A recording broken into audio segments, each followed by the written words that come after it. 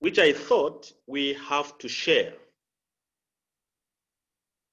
And you give me time to present. If you have questions, please write them down. I may pick questions at the end of this presentation.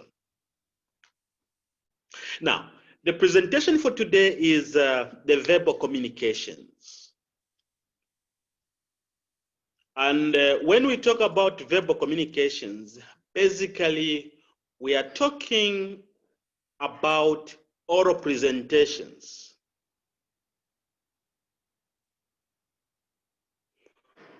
In a nutshell, is to know how to speak or how to talk in the public.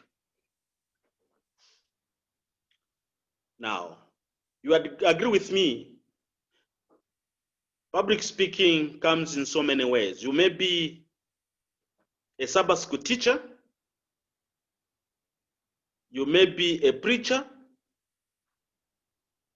you may be probably at work, you have the seminar you want to conduct, you are a lawyer like me. All this is public speaking. Now, when it comes to public speaking, everyone, you agree with me that everyone hates public speaking. The question is why? Why do people hate public speaking?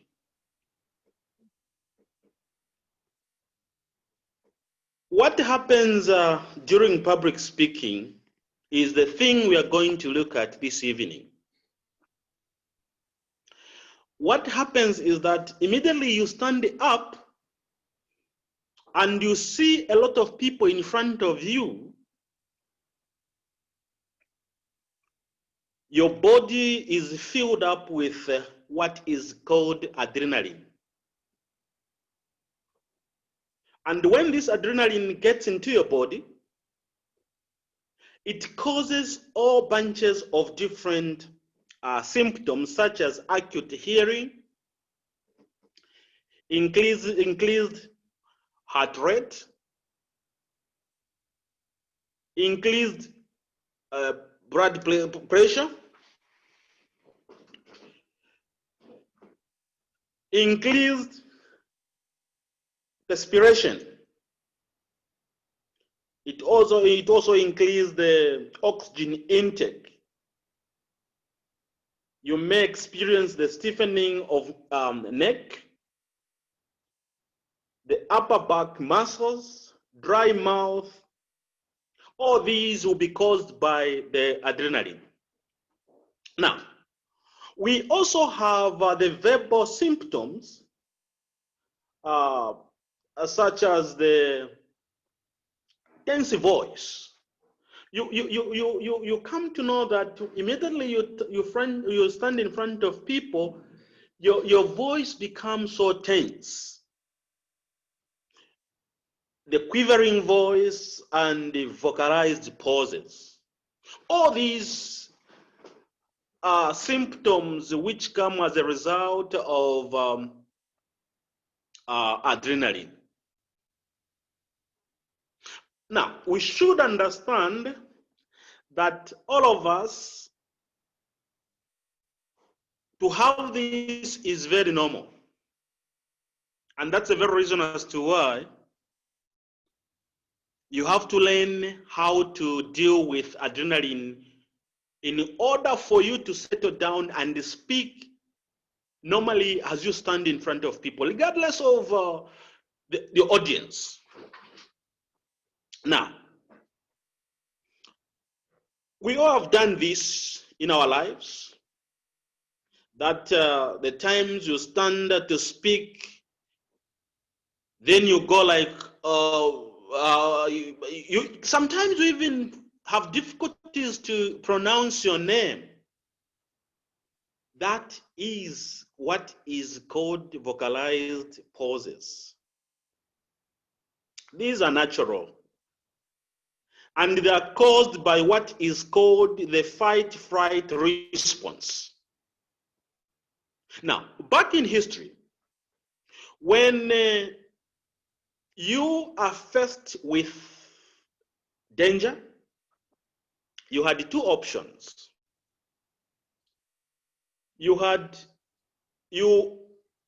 These two options is either you run away from that danger or you fight that danger. Now, as the society has evolved, we still have this situation where when you perceive some sort of danger, you actually want to, you still have two options. Either to run away, to fail, to when you stand in front of people, sorry, you have these two options, whether to face the people or to abandon your mission of speaking to the people. Now,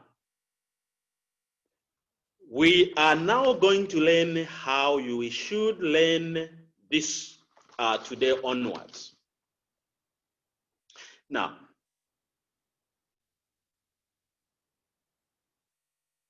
the purpose of this presentation is to figure out how you should combat that response in order to reduce the manner of adrenaline and speak to people in a normal way without experiencing all these things I've mentioned about.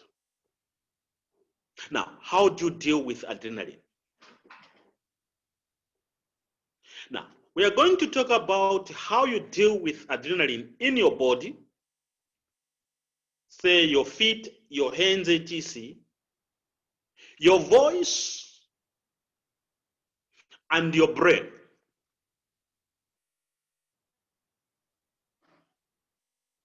Learning to speak to the people does not come. There are very few people who learn to speak to the people without learning this art of how to deal with adrenaline. I know in homiletics we learn a lot of techniques, but this is at a very advanced level so that you deal with these things. Now, the body. You should know your body very well, or you should know the best thing you can do with your body in order to reduce adrenaline. And the first thing you have to consider is how to control your breathing. So breathe is the first thing I'm going to talk about, how you can actually calm your body using the breath. Now, the breathing is the best thing that you can do to calm down your adrenaline, to know how to calm down even your heart or your heart rate. Now, you should understand that when you breathe shallowly, you get less oxygen to your brain, which makes it harder for you to concentrate or focus. That should be understood very, very well. Now, when you take less shallowly, the breath shallowly, it signals the body to create more blood cells because the body is, thinks you are in danger. However, the deep breathing triggers what is called the parasympathetic nervous system. Now, you should understand to say, when you talk about the parasympathetic nervous system, when we go to sleep at night, this is the system which signals the body that you are not in danger. You are at peace. And it will make your body, it will repair your body and calms you down because the body's signal, get the signal that you're not in danger. So you calm down, you sleep well, and as you do that while sleeping, it repairs our bodies because it triggers the body to think that everything is fine. And when that is the case, you find that the body, it lowers the heart rate to enable you feel better, speak more slowly, and communicate better. Because you're at ease. There is no anxiety within you. So you should understand, you should take that parasympathetic nervous system, taking into consideration that when you take a deep breath, you are actually controlling your whole body to start thinking normally. And if you are talking, if you are speaking, if you are intending to put a point across, you are going to put it in a normal, slow, and calm way, because the body is calm. That's what breathing can do. Now, we come to the feet. Whether you are a preacher, you are a teacher, a lecturer, a musician, a lawyer, most of the time you do your work while still standing. It is important for you to learn how to use your feet. When you stand in front of your audience, when you stand in front of the court, or when you stand in court, if you are a lawyer, if you are a preacher, when you stand in front of the congregation, in order to communicate, you always stand. Now, you should understand that when you are in front of your audience, it is important for you to move around. Now, there are things you have to learn. When you are striking a point, when you are emphasizing a point, you should not continue moving around. When you're in court, you are trying to address a judge a certain point which you want the court to sink in the minds of a judge, or in the minds of the congregation, in the minds of the pupils, the mind of the students. You should not continue moving when you are striking a point, because that is destructive. It may disturb the audience to get that point. So what the point I'm trying to drive home here is that you stand still when you are striking a point, so that a particular point is actually delivered. That's one. Secondly, when you're trying to emphasize a point, don't move around. Be on your feet.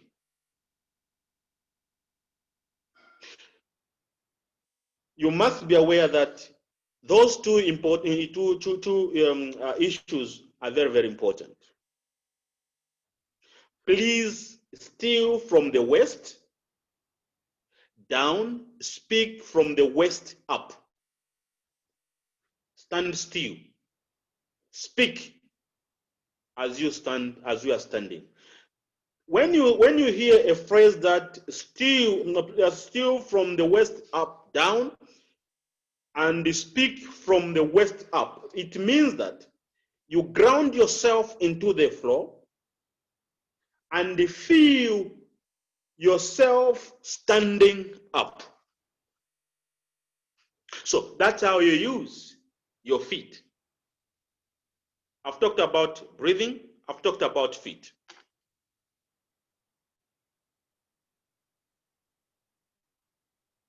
Now, the other thing I have to talk about is the eye contact. The eye contact is also very important when communicating. Now, this eye contact in our African setup comes with a lot of myths. They will tell you, no, you cannot look into eyes of a lady, you cannot look into the eyes of an elderly person or opposite sex. But we should understand that for the purpose of communication, eye contact is very, very important. Don't look someone on the forehead. Look into the eyes of your audience.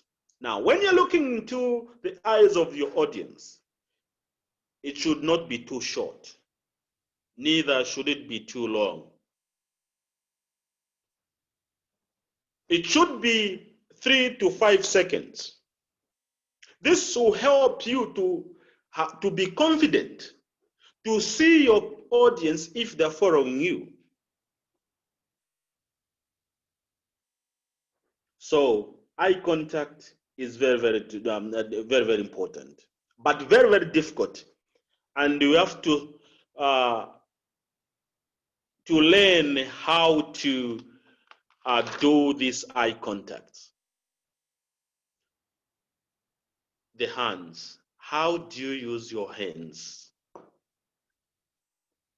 Your hands are very, very important too when it comes to communications. You can use your hands to stress a point. It is important, it's okay for a speaker, a public speaker, to use his hands to emphasize a point. So those are very, very important to know how to use them. The voice. Now,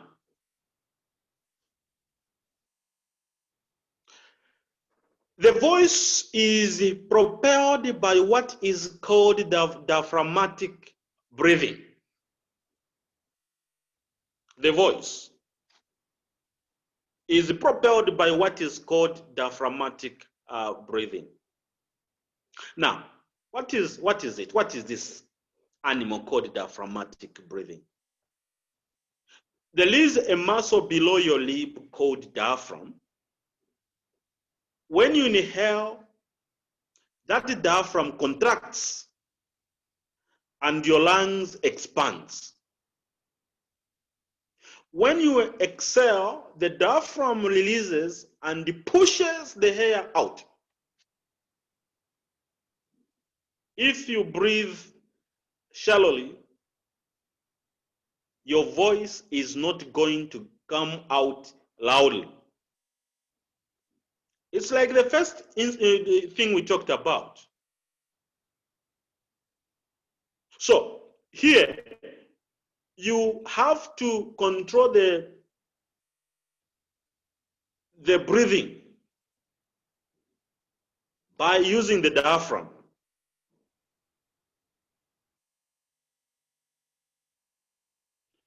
It will be very low if you don't use it properly, and you're not going to communicate effectively. If you take a shallow breath, and your communication will be difficult because you're not going to communicate the way you want to communicate. A public speaker, his voice should be well projected. People should not be asking you, may you repeat what you have said? What have you, what? No. A public speaker, his voice projection must be well looked after. And that is by taking note of the diaphragmatic breathing. Now, when you take a deep breath, your voice will be loud enough and you will be in control of your communication because you communicate what you want to communicate effectively and loudly.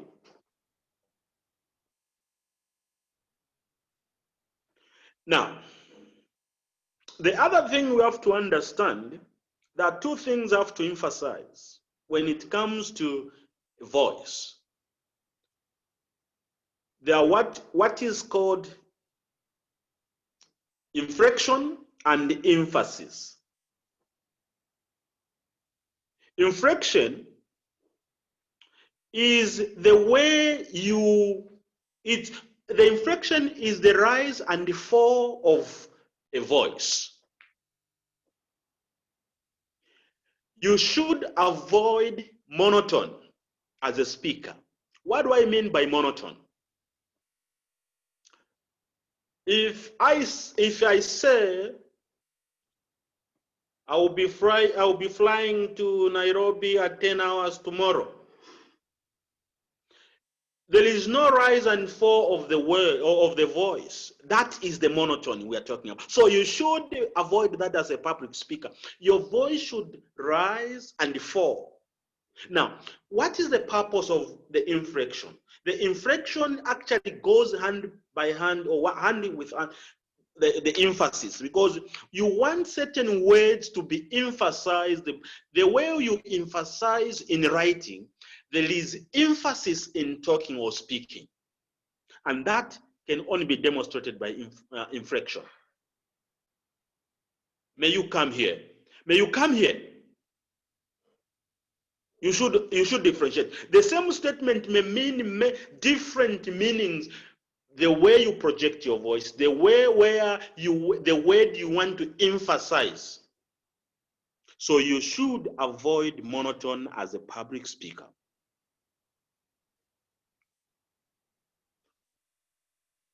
As you speak to your audience, that should be taken care of. Inflection is in 3 types. There are 3 types of inflection, and the first one is downward inflection. Downwards inflection. The second one is upwards inflection. Upwards inflection. The third one is circumflex inflection. Circumflex inflection. Now, the downwards inflection is a type of inflection which creates an affirmative inflection. For instance, the plaintiff never agreed to the terms. You emphasize the last word for emphasis sake. That's why I said inflection and emphasis go hand by hand. Now, upward inflection is the one we use when you want to emphasize, when it comes in terms of a question. May you tell the pastor what happened? May you tell the pastor what happened? That's upward inflection. You are trying to emphasize what happened. May you tell the pastor what happened? May you tell the pastor what happened? 2 things, the pastor and what happened. Those are the words you are trying to emphasize. You raise your voice at the end as you ask a question. You raise the voice at the end as you ask the question.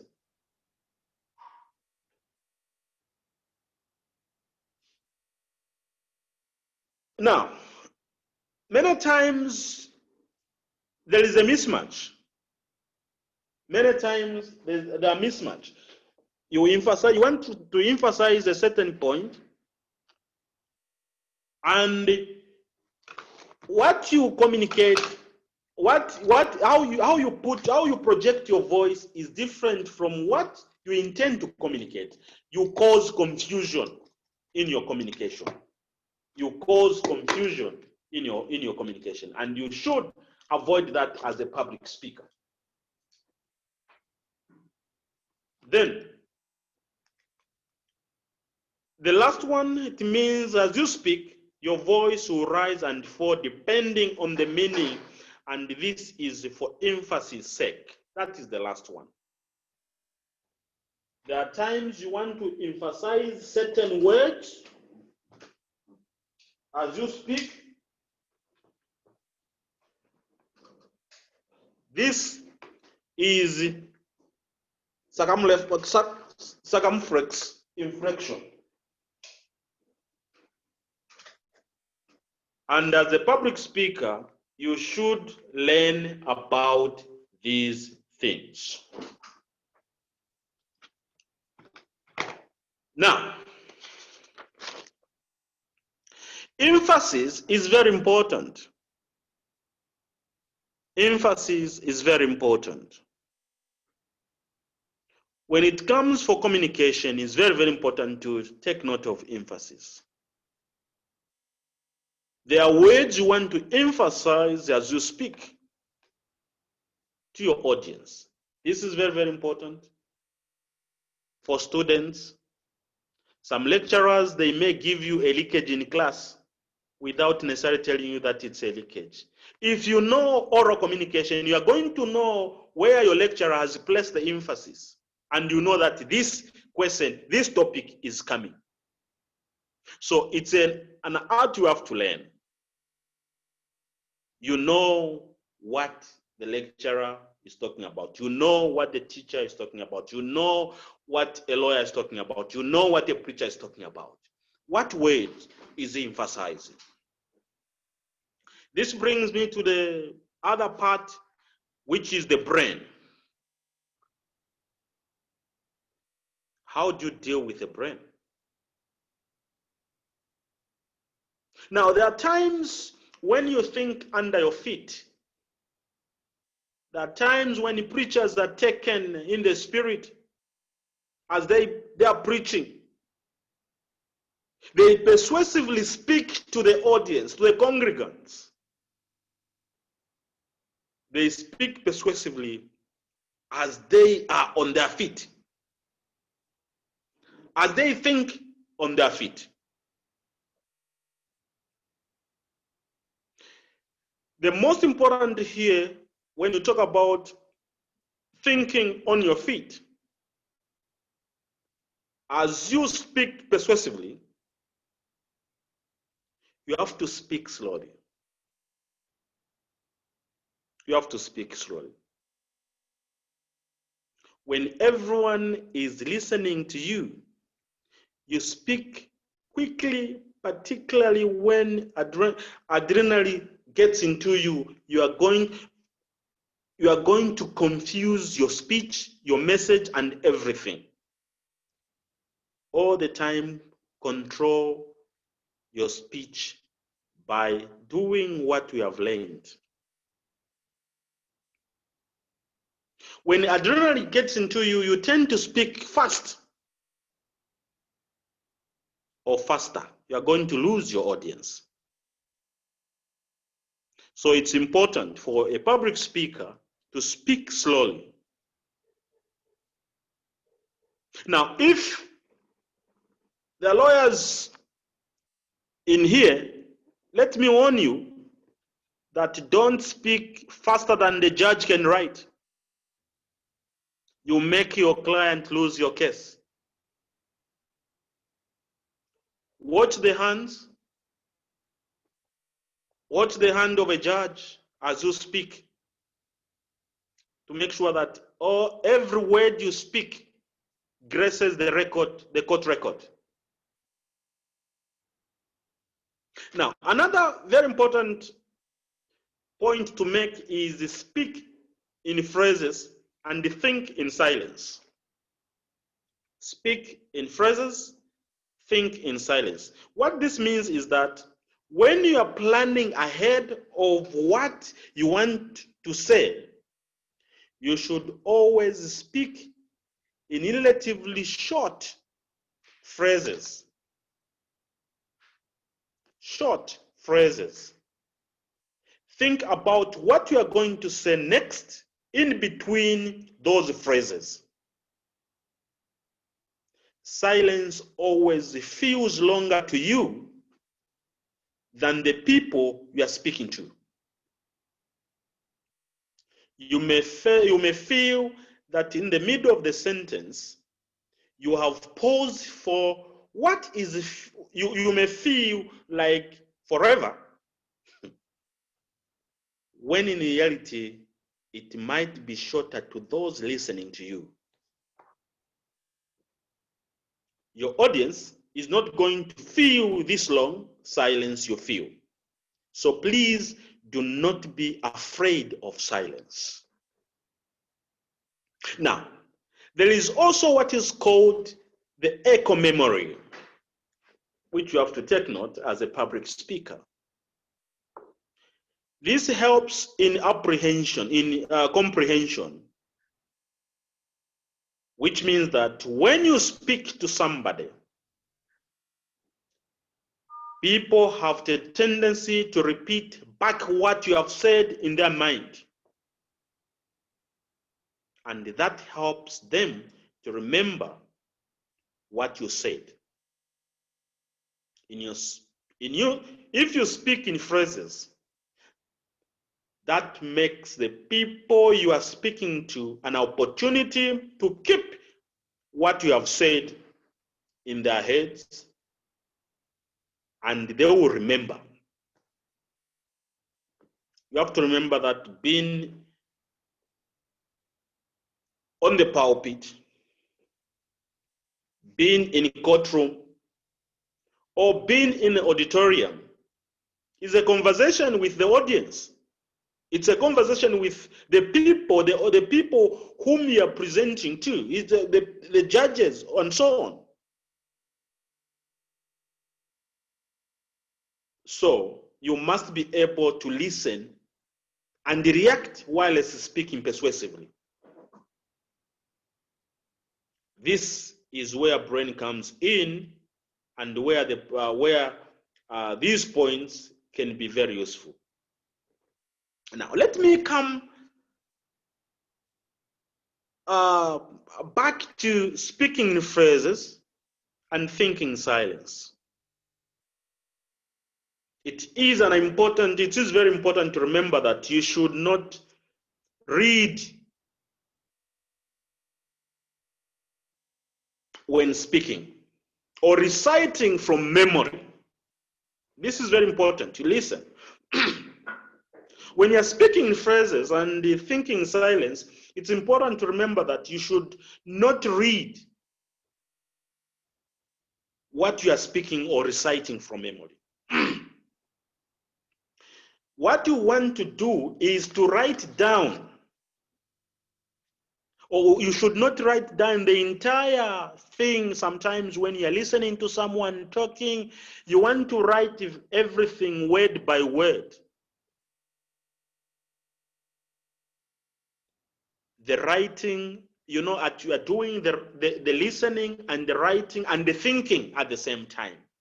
So what you should do for you to communicate effectively is to take note things in a bullet form when someone is talking and you are taking note. And this is what is called the structured improvisation. It means that you write down the main points. You don't write everything. You know, when you put a statement across, it's not everything which is important. There is a point. Every paragraph has got a point someone is trying to communicate, and that's a point which you should endeavor to understand and write that point.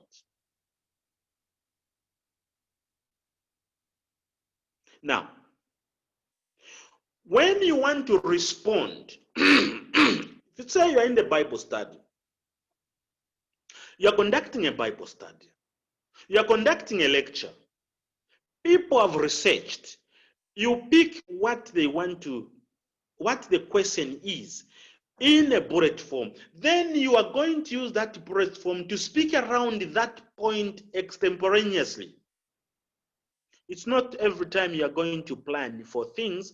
You can plan and read, but there are things you are going to meet when you are just in front of your audience. How do you handle them? Think under your feet and speak persuasively. So, but how are you going to avoid that is by taking the notes in a bullet form, which you are going to use to speak around that point is extemporaneously, as you are actually trying to address the point. By that, you are going to speak naturally, calmly, because you are actually putting things, you're not reading from somewhere, but they are coming naturally from you. And your reaction will be actually great to your audience.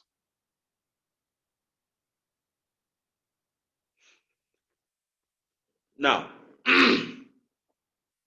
basically what you should understand is that as a public speaker, you are a storyteller. As a public speaker, you are a storyteller. And the reason as to why you are talking or speaking is for the people to agree with you. Communicating is always to persuade someone to agree with you. That's why we communicate. So it is important that we learn how to put across these things. Now,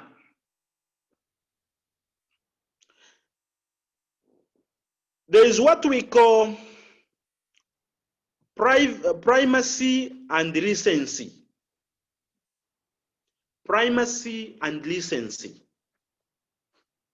The people, when you are telling a story or when you are speaking to the people, people have a tendency of getting the first point.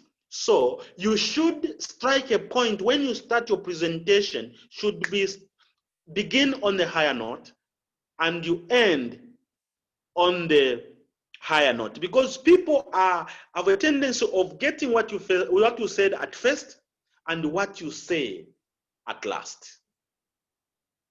So it's important that you have this in mind. Your beginning should be memorable and your ending should be memorable. Let me pause here, and if there are comments, questions, we can handle them now.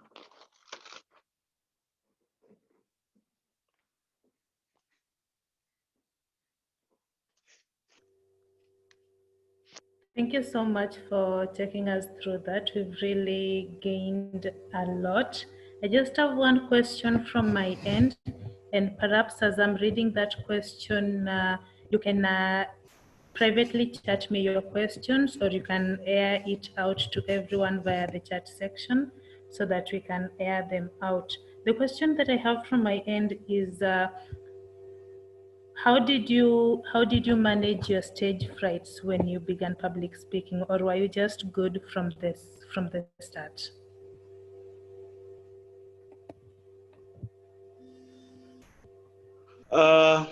It's a process. It's a process. It's an art we have to learn, all of us. And I've learned this over time.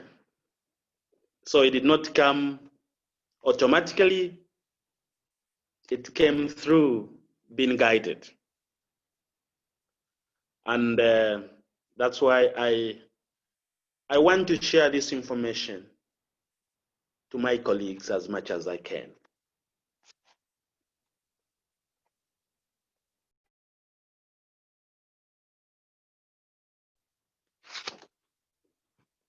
Another question?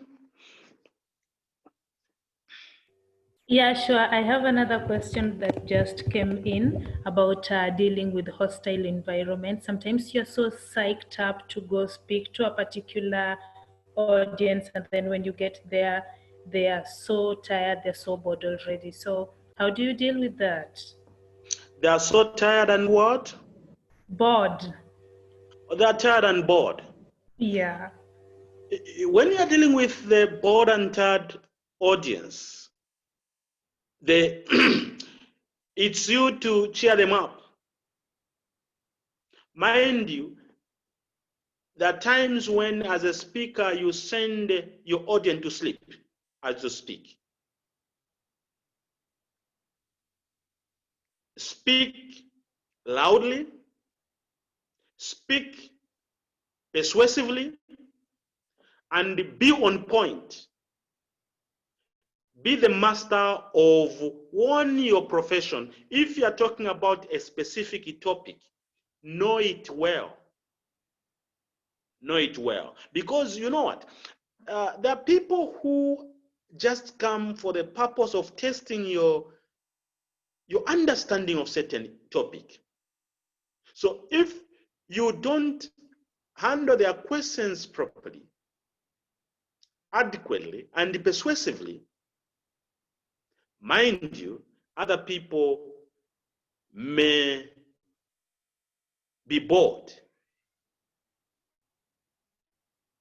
Next time we're going to talk about what is called the syllogism reasoning. How you reason sometimes to give the audience what they want.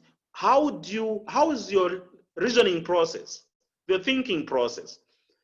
What is the question which someone has posed? If you understood the question, take time to look at the question someone has posed and see whether you understand it well. That is going to make your audience not to sleep, not to be bored, because they know that you are late with them. Speak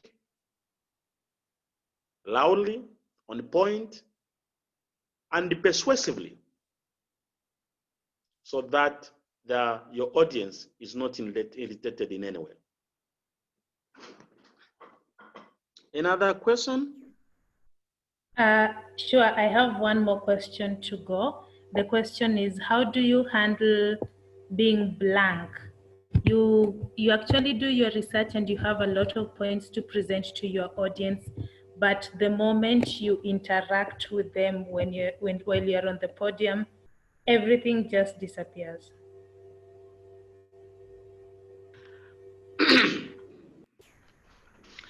What makes points to go is because you have not internalized that topic. Don't memorize whatever you are given to do. Never should you do that. When you are given the work to do, go through the work well. Let that work be part of you, and you enjoy the public speaking. This goes to students as well. Don't let your work to pile until the last minute. Don't just study for the sake of getting your degree, your master's. No. Study for the sake of understanding the material. Internalize, own the profession, own the career. They will give you an assignment at midnight. You'll be able to present it. So you can only be blank if at all you are planning for the purpose of just presenting the material, but you have not internalized the material. When you internalize the material, it becomes part of you. You are going to speak naturally. That's what I said. You are going to speak around the points you have prepared extemporaneously. Without planning, the answers will be, because they have become part of you. And you enjoy the public speaking. Another question? Yeah, one more. Is the use of us and arms a sign of one being nervous? Stammering in between a conversation, is it a sign of being nervous? Stammering? In between a presentation. For example, you say that now on public speaking, so they are. Is it a sign of being nervous? That is vocalized pause. It is a sign of nervous. You have not managed your adrenaline well. It is. It is. Wow. Okay. So I'm really trying to avoid the as now in my conversation. You should avoid it by all costs. Wow. So I have to think before I speak right now to avoid using that. So those are the questions that we have from our end. Unless I'm locking anybody out, maybe you can chat me privately, or you can just unmute and AI it out so that they can all be handled. But we still have other sessions coming up. So if you'd like Other to, questions? sure, go ahead, Job. Thank you so much, our learned brother, for that session. I think you've made me realize different things about communication that I hadn't taken into consideration. One of the things that I wanted to understand from your side, when you started, you really talked so well about how you should manage your body language when you are communicating in order for you to project properly, in order for you to communicate in a way that can convince people. But the question I wanted to ask, it's something that has always been disturbing me, is how can you control, for example, when you wake up from your seat and you've been given an opportunity to start talking, and sometimes you find that your mind is completely blank, yet you've been preparing for like 5 days and you want to present. I know there's the theory part, which is very easy to explain, but practice makes it quite different. So the issue around that blankness, I don't know why it happens. And then number two, does it help when you have what we call controlled perception process, like the way you perceive how a subject should start? For instance, there are people who prefer, before they start talking, they have something that they open like they break even, or let me say they brainstorm Yes. their mentor, or what we call to give them that psych to start Yes. projecting the voice. So is it a good practice? It's not a good practice. So these are the two areas that I really wanted to understand. Thank you. To start with, when you, it's natural. It's natural. When you stand in front of people, that's what you're learning.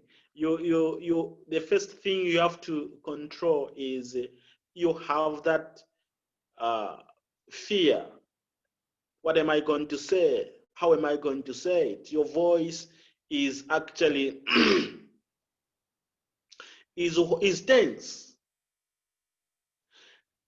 It's a good practice for a public speaker when he feels like that to take a deep breath, breathing. We have talked about diaphragmatic breathing. You take a deep breath for you to calm down. If you cannot, you can find, you pose the question for you to climatize. Those are good techniques for any public speaker.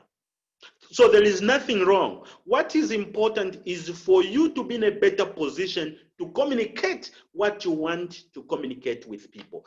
But more importantly, internalize the material. Internalize the material. Make the material, as you read the material, don't be too mechanical. No. There are some materials which are very complex, but you as a public speaker, you have to make that complex material into a simple and straightforward issues for everyone to understand. So you can only do that when you make that subject, that topic, part of you. Apart from reading, let you first be part of your life. Don't read. You can read on some points, but let points just, when you see a point, you know what you want to talk about. You are going to speak naturally, and you are not going to be nervous as you stand to speak.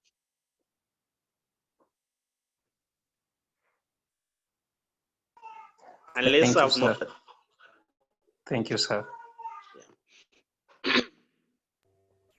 Yeah, I have another question. Someone says that A question on hand movement. Can they not distract audience from hearing actual message, especially when they give different message? Won't people focus on the hand signals and miss the actual message? If you don't coordinate your hands with your message, don't use your hands. I'll invite you colleagues to watch. I think Obama was the very good public speaker who uses his hands very coordinated, in a very coordinated way. Look at him when Barack Obama, the former United States of America president, when he's talking, how he uses his hands.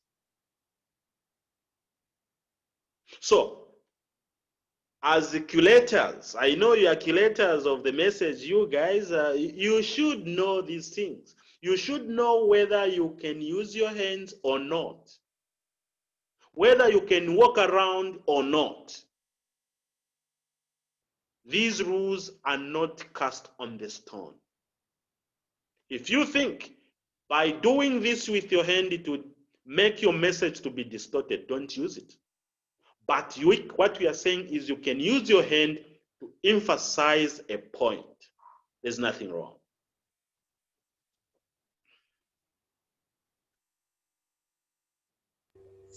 Okay, so thank you so much. I believe we've been able to handle all the questions that we had. I think you just need to give us an assurance that it's okay to be nervous when you get in front of a big crowd.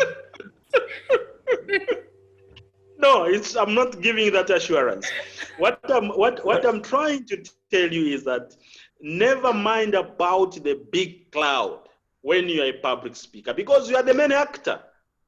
So you should not be intimidated by the sea of people you see in front of yourself. You may be missing an opportunity for people they might be looking for eloquent speaker. Now, when they see you to be a timid speaker, the blessings which God may want to give you may get out of your hand. So I'm not assuring you. What I'm assuring you is it's possible to handle the huge clouds with confidence when you prepare well and when you internalize these things we have talked about this evening. Can I ask a last question? Maybe I just wanted to know, speaking during conflict situations, I don't know how we should prepare ourselves to speak during, especially when you know you are going for a board meeting that is heated, or you're going to talk to a brother or a sister who's have marriage problems, and you know very well you might end up, because in life you might end up being all manner of personalities. You could be a counselor today, tomorrow you're talking to your child, tomorrow. I think communication is an ongoing process. So how do you handle, how do you prepare yourself to handle a conflict situation? Because I think also what she's saying, being nervous is not a good thing when you want to start speaking, but there are certain situations like those ones that find you really tired and you don't know how to start thinking about that, or how do you prepare yourself? Okay. How do you prepare yourself to handle conflicts? Conflicts, if you want to be a mediator,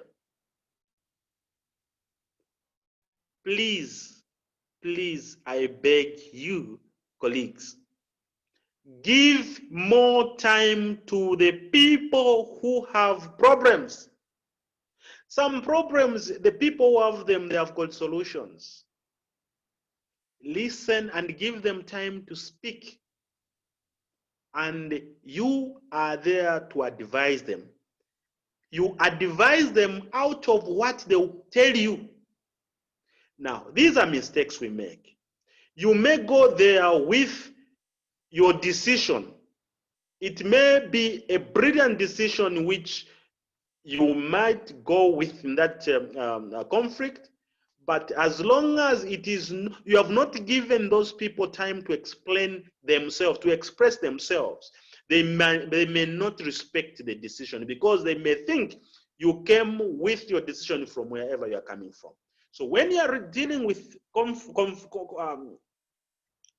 conflicts, hear the parties what their concerns are, probably hear what they would want that problem to be resolved. If possible, you can talk to individual parties in the absence of the other, so that you have some of the things in confidence, so that when you bring these two people, the solution you're going to come up with, that issue of resolving the conflict, it's a win-win situation. It's not everyone who's going to take 100% winning no, it's a win-win situation. This one will lose, this will win in this way. So you should know how to handle, how to listen from each party who's a party to that conflict, and how you should strike a balance amongst or between the parties. Nervousness, yes, it can be there because you're dealing with emotions. You're dealing with emotions, but be impartial, listen to their problems. Sometimes the solution will come from the parties themselves. That's the beauty of conflict resolution. When you go to court, one is going to lose the case. But when you resolve the issue through the conflict resolution, everyone will be the winner. And there will be brothers, there will remain brothers, and there will remain sisters when that is the method used to resolve issues.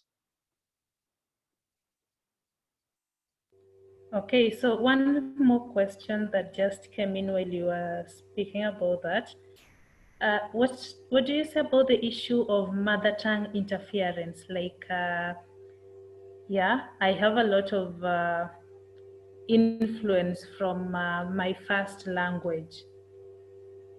And then there's also the issue of trying to imitate someone. You've talked about Barack Obama being a very good public speaker. So I want to be like him. So I try speaking like him, my accent and everything. What do you have to say about that? Don't start parroting. Be real. It's not the accent which communicates. It's the information which you are giving out. No matter how, strive to be as clear as possible. It's not going to help to start imitating someone. It's not. Be yourself. Let other people imitate you. Not you start. No. We can learn how to communicate from others, not the way they speak. No. You are you and you remain you. Communicate effectively in the way you communicate. That's what I can say. Okay, thank you so much for that. And what about the mother tongue interference? Sometimes I've been, like for me in my language group, it's the Luo community of Kenya, born and raised with that language. I actually interacted with the foreign English language in school and Swahili also in school. So sometimes I want to communicate in English and then I think in Luo. You think in Luo and you want to speak in English. Yes. Okay. It is a common phenomenon, but learn the language. Learn the language. Know your audience. This brings me to if you're speaking American English, if you want to communicate effectively, stick to the rules of the American English. If you use the British, learn the rules of the British rules on how the language, the Britons speak their language. So let us endeavor to learn the art of these languages. That's very, very common because our English is not our mother tongue, but we endeavor to learn the rules of the language we have imposed on ourselves.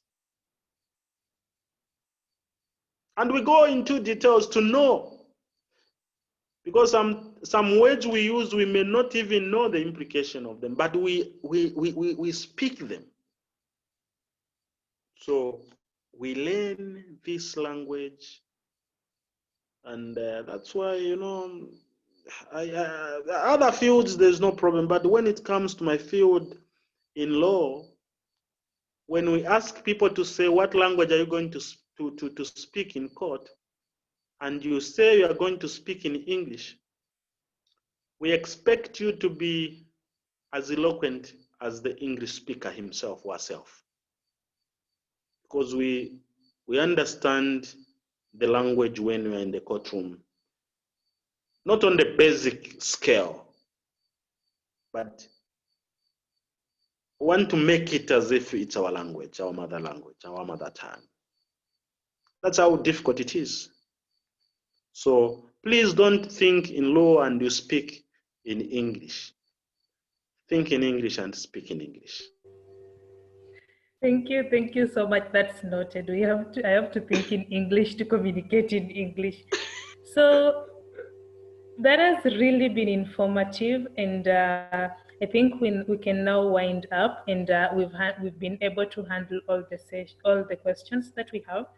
So over to you. You can share with us your final remarks, and then we'll have a word of prayer and end the session for today.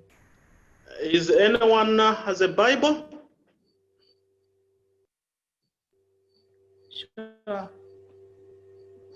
There is what is called the 2-2-2 principle. May someone read 2 Timothy chapter 2, verse 2.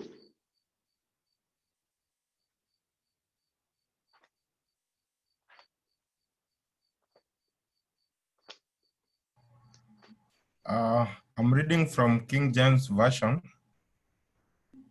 Yes. 2 Timothy 2, verses 2.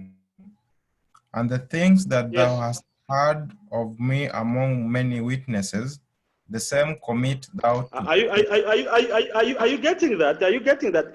Read sentence by sentence so that you listen to that, brother. Yes, 2 Timothy chapter 2, verse 2. Yes. The Bible records, and the things that thou hast heard of me among many witnesses, the same commit thou to faithful men, who shall be able to teach others also. Amen. Amen. This is the message to all of us. We learn to teach others. Paul is teaching us, he is telling us that these things you have heard, all of you today,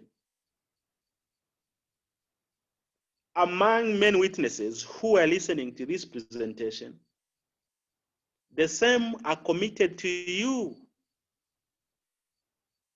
who are faithful men and women of God, so that you may be able to teach others. The public speaking should be taught to many people so that we know how to address issues. May God bless us this evening. Amen. Thank you so much. I think, Belden, before we pray, I should introduce my elder. He was not introduced because of time. So for those who don't know, Elder Benjamin Mwelwa comes to us from Zambia. I think his family lives down in Livingstone, you know. Livingston is the town that hosts one of the great wonders of the world, the Victoria Falls. He's a gentleman. He loves God. He is a magistrate. He's a resident magistrate in Livingston. I think, if I'm not wrong, Elder, isn't it? You're perfect, right? Yeah. So I have been to his place. He's a very humble man. He loves guests. I can say. I mean, I learned lesson from him. I can remember one time we were going to have a walk in town, and then he drops us in town and then says, "You guys don't worry, do not take taxi. When you get to town, call me back." And I was like, which elder person of such a senior position in the society would wait for young people to go have fun out there and then come pick them whenever they are ready? I learned a lot of values from you, my elder. I can be proud of you, and I thank you for today's session, and thanks for accepting to be with us. Again, we will be able to host you whenever you have something to teach us, man. You're welcome at 10-time Saints of the Living God. God has brought us together that we may share the ideas in His church. Sure. So I think you can lead us in a word of prayer, then we can close. And let us pray. Our heaven and gracious Father, above in heaven, we want to thank you for your kindness and love. We want to thank you for installing upon us wisdom. I pray that the thirst you have given to your children to learn, may you enrich them abundantly, O God. Protect them and enlarge their territories. Bless us in this night and protect us from any harm and danger. In Jesus' precious name we pray. Amen.